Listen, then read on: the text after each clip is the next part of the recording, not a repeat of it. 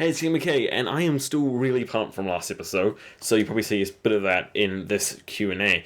But that episode was really awesome. We got a whole bunch more stuff than we did in the previous episodes because we had like an extra 20 minutes. So you got a lot of questions about what happened. I think there's a time jump somewhere at some point, and that really messed up where we thought people were at. We got R plus L because Jay confirmed and so much other awesome shit. If you want to hear more about that episode, go watch my review. But for now, I'll be answering your questions you left in the comment sections. Am I the only one who regrets not having a Dany meets Varys scene, as we merely got to see him teleport on the ship, and that's about it? I completely agree. I was really interested to see how Dany would react to meeting Varys, as he was the spy master at King's Landing and sent people to go kill her and stuff, so that would be a really awesome conversation. Plus, we've never had Varys and Dany in the same place at the same time. He conveniently mixes off, so I thought that maybe Varys was someone she knew from her old life as a child, but I guess all that's out of the wind now. Okay, about the teleportation. Now, it looked really bad on the show's behalf that Varys were teleporting around the place and people were going all over the place, especially because the entire season we've had these time anomalies that weren't really well defined.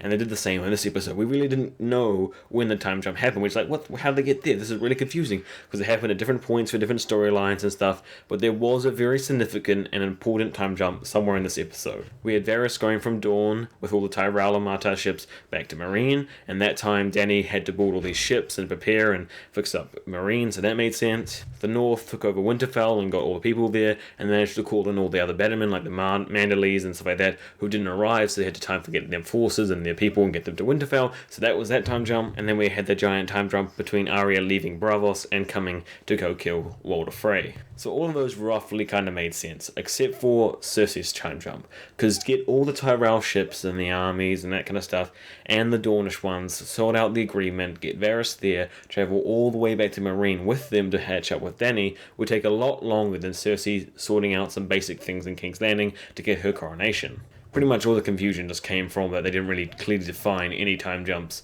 that well, so we didn't know what was going on. Do you think that Jon Snow will be legitimized? And will Aria go back to Winterfell?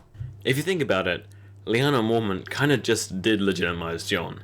So, King of the North! Now when it comes to Aria heading back to Winterfell, I think she has a lot of stops and people to meet along the way. I really hope she catches up with Hot Pie. I believe she'll meet up with Melisandre as she's been banished into that kind of area and land. So she'll be going beyond the neck where exactly where Aria is, and she did say that she'd meet Aria again, so that's what's going to be happening. And if we're thinking long term about Aria heading back to Winterfell, I feel like it may possibly happen, but she'll be a way different person. Something I'm really looking forward to is a meeting between Aria and Jon again, because they were the most connected out of all the siblings that were in Winterfell, and it'd be amazing to see how they react together. Why no mention of the look Sansa and Littlefinger shared at the end of the King of the North scene? It appears neither of them were happy with the outcome. I think that will be a key point next season. She will end up crossing Jon at some point. Now personally I think that Sansa was more really focused on her revenge and making sure that she had a nice, comfortable spot. She wants to go back to the cool, fun old times, and she doesn't really care that much if she's going to be the Queen of the North or not. She backs Jon 100%. The reason why she was not happy with that look when they shared between him and Littlefinger was because she knows that Littlefinger was very unhappy with what's happening, and she knew that Littlefinger was going to act against Jon to try and stop him from being King of the North because he's taking away Littlefinger's power, and the whole scene of Jon being the King of the North does not help him get to the Iron Throne, and that's why Sansa was troubled by the look that they shared. Now Littlefinger is one of my favourite characters in the books because he's so complex and amazing. He has this really awesome goal. He's willing to use just normal go to war tactics to get it, and that works really well with him.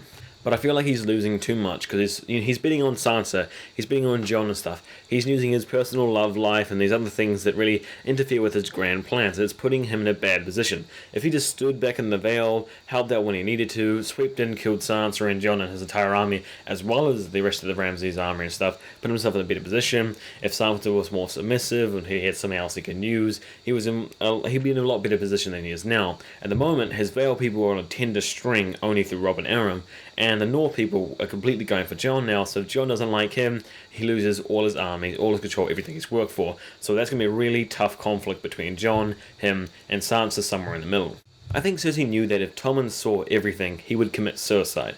I mean, it's like she knows he will die, prophecy, and she prefers to kill him herself and get it over with, Mad Queen. Now, I don't think Cersei really intended Tom to die. She was kind of withdrawing from him, preparing for a heartbreak, but she really did not want him to die from her own actions. I think that hurt her a lot more than if he had died another way. She was definitely trying to protect him. If she wanted Tom to die along with the rest of them, she would have just blown up the sept with him there and wouldn't have got sent Robert Strong to stop him. She didn't know he would suicide, and that's the really sad underestimate from her, and she's kind of has to bottle her up. She has to pretend to be the strong queen woman that needs to get revenge on people she hates, and that's the really sad part about it all. When you think of crazy people, you think of people who are yelling and screaming, waving their hands around and saying assassins need to be held up, but the true madness comes from bottling up all your thoughts, your emotion and hatreds as you watch your entire life destroy itself around you, and you use that to individually attack and kill people, and that describes Cersei perfectly. Watch my Jamie video for more about that. Feels like this season progressed more quickly than any season before. If the next 2 seasons are cut even shorter, would they have enough time to add any more storylines / characters before the end? Now, personally, I don't think there can be any more characters to the story. Maybe a few minor ones along the side, but there won't be much to add to it. They're really cutting down hugely on the amount of storylines, key characters. Look at King's Landing. They're going to be doing stuff like that. In the Dany's storyline, they're cutting out Dario and stuff like that. In the King's Landing, they blow up a whole bunch of people. In the north, they killed off Ramsay and all that other kind of stuff.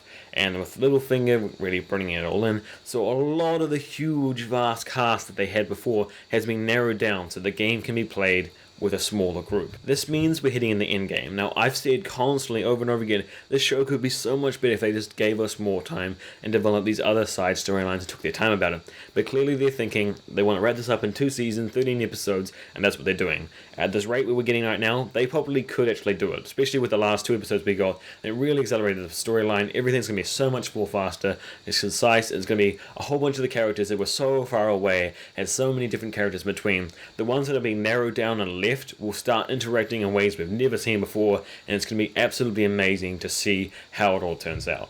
How do you think Westeros will react to Jon Snow's parentage, because he has a better claim to the Iron Throne than Dany? Now, when it comes to R plus L equals J, there's really no one left to verify it apart from Haldon Reed, and they're going to be trusting in Northern Bannerman, so I don't think his public reveal of this will really matter if it's true or not. He's just going to know it personally, and that may influence the ways he reacts with other characters. It's only if Dany believes it, and people like that it really matters. So the public will probably not find out about this for quite some time, and it will be interpersonal relationships that they form between Jon and Dany and other characters like that will really matter who believes it. As Cersei is kind of pointing out right now, having a claim to the throne means nothing unless you can take it by force. And remember, I believe the Iron Throne isn't what's going to be at the end. Like, the throne, the monarchy, and all these terrible, archaic, barbaric societies will not exist by the end of this. I believe in Tyrion's democracy. I believe in a whole bunch of more hippie ideas that George R. R. Martin has been pushing throughout his books and into the show some,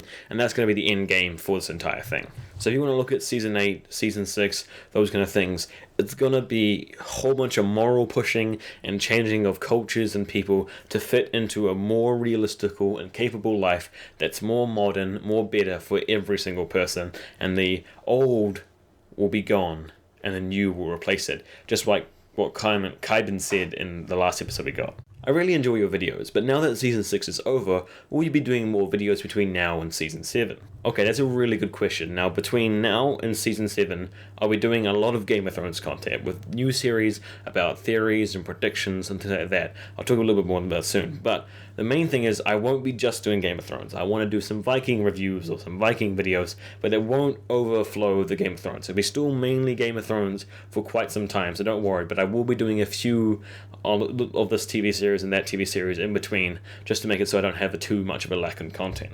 So one, I'll be doing predictions videos for individual characters and regions like the North and Jon and Sansa, and we'll look at their character arcs from way back from Season 1 till now, and look where they're going to end in the end game, not just Season 7, but Season 8 as well. And then I'll be going through a whole bunch of tinfoil theories that we got from Season 6, and some more grounded ones, and look at those as individual videos. So I'll have those 2 series as well as some individual videos, one off about Game of Thrones and my Vikings and other TV series, all between that period as well that you can look forward to. And very recently, like the videos I'll be putting out very soon will be like the overall season review and the overall Q&A, so look for those.